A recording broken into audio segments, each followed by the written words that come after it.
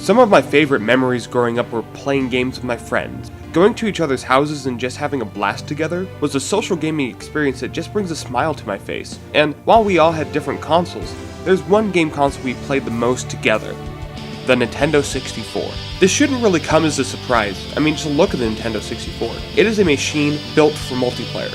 It has 4 controller ports in the front, which just means you can have 4 people playing simultaneously all the time, and a lot of game developers took advantage of that. I know that there were multi-taps available for the PS1 and the Sega Saturn, but they didn't do it in the same way as the Nintendo 64. They were accessories, and not every game developer wanted to go ahead and program something for an accessory not everybody had, whereas everybody who has a Nintendo 64 has 4 controller ports.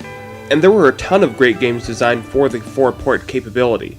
Games like Diddy Kong Racing, Mario Kart 64, F-Zero X, GoldenEye 007, and of course, Super Smash Bros.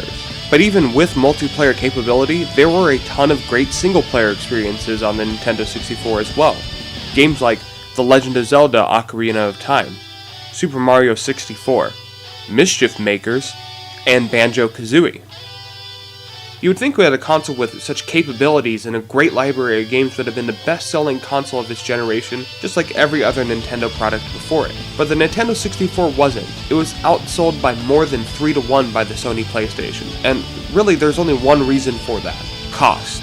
The Nintendo 64 launched at the same price as the Sony PlayStation, but the games were way more expensive. The average PS1 game cost anywhere between $30 and $50, whereas the average Nintendo 64 game cost anywhere between $60 and $90. Why was that? Well, cartridges. CDs are extremely cheap to produce, and they hold a lot of memory space, meaning you could fit a very large game on the disc with a very low cost to the developer. However, with the Nintendo 64, you had these proprietary cartridges, which were expensive to produce.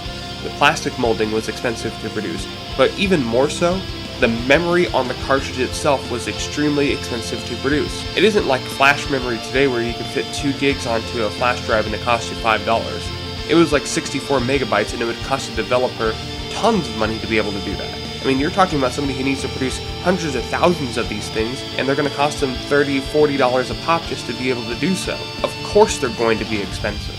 The only advantage to a cartridge is instant loading times. Aside that, it really hurt people's wallets to be able to get this, and when parents, who were the majority buyers of these consoles at the time, saw the difference in price between a PlayStation game and a Nintendo 64 game, they're probably going to go with the PlayStation. And then you get to the Nintendo 64's greatest weakness: its controller. When I was talking about the Sega Saturn, I told you guys that I loved that controller so much that it was part of the reason that the Sega Saturn was on this list. The only reason the Nintendo 64 is on this list is because of its great library of games. This controller is a giant hunk of crap. The analog sticks break very easily, and because they're hard plastic, they blister your fingers and hands when you're playing games like Mario Party or really anything.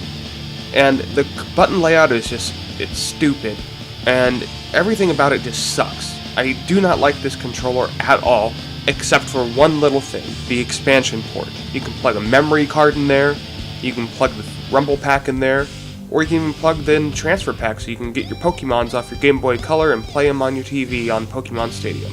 Pretty inventive stuff. And because you could do it on each controller, that means that you could have you and another friend or a couple of other friends be playing together on Mario Tennis with your imported character, or maybe playing Pokemon Stadium together.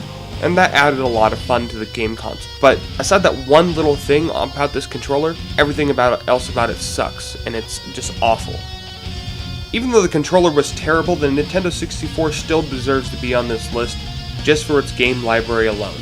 Heck, you could even discount the amazing single-player games like Banjo-Kazooie and The Legend of Zelda, and just go for the multiplayer games, and it would still deserve to be right here on this list. The games are great.